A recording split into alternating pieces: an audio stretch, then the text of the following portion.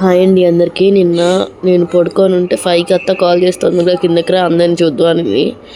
ఏమైందా నేను పడుకున్నాను, లేసి వస్తే ఇక్కడ అందరు ఇట్లా పట్టుకొని ఉన్నారు. యాక్చువల్గా మా సందులో పక్కన వెంకటేశ్వర స్వామి గుడి ఉంటుంది, పెద్దది, చాలా బాగుంటుంది. ఆ గుడిలో బ్రహ్మోత్సవాలు అనమాట, 58th బ్రహ్మోత్సవాలు. దానికి చిన్న దియ్యాల స్వామి వస్తున్నారనమాట. నా వాయిస్ బాగాలేదు ఎందుకంటే కోల్డ్ ఉంది, చాలా కోల్డ్ అండ్ కాఫ్. ఇవ్వండి ఇక్కడ అత్త రెడీ అయ్యి వెళ్తుంది అనమాట, గబగబా ఆయన వస్తున్నాడని. టైం అప్పుడు 5 అట్లా అయ్యింది. ఆడవాళ్ళు అప్పుడే నుంచొని అన్నీ సెట్ చేస్తున్నారు అనమాట. ఆయన వస్తే ఎట్లా పాలలకి ఎట్లా పూలు చల్లాలి అవన్నీ చూసుకుంటున్నారు.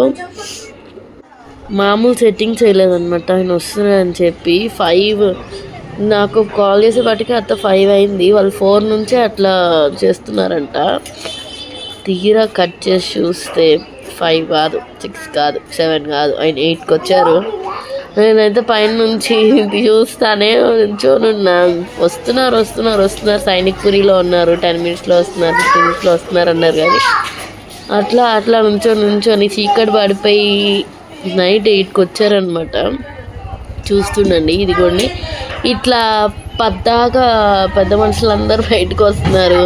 ఆయన వస్తున్నాడు అనుకొని అందరూ రెడీ అవ్వడం, దీపాలు వెలిగించడం, మళ్ళీ కాసేపటికి ఆ దీపం తీసేయడం, అట్లా చేస్తూ ఉన్నారు. ఇదిగోండి చీకటి పడిపోయింది, లైట్స్ అన్నీ ఆన్ చేశారు. ఇది 50th బ్రహ్మోత్సవం కాబట్టి గుడి పెట్టి 50 years అయిందంట.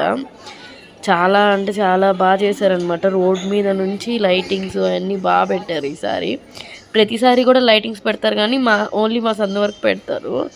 ఈసారి మొత్తం మెయిన్ రోడ్ మీద నుంచి మొత్తం లైటింగ్ పెట్టారు. ఇది సందు స్టార్టింగ్. ఫైనల్లీ వచ్చేసారనమాట. అక్కడ నుంచి జనాలు, సెక్యూరిటీ మామూలుగా లేదు.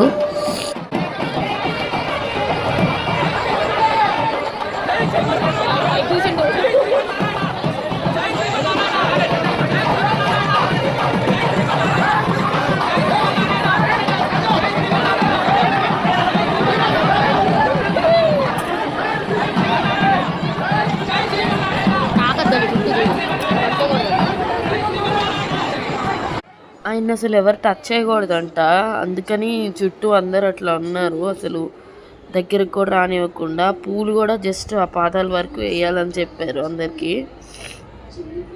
సందంతా జనాలు ఒక 200-300 మంది వచ్చుంటారు. ఇంకా నెక్స్ట్ డే ఇట్లా కలసం పెట్టారంట గోపురం మీద. నాకు ఫోటో వచ్చింది. Thank you for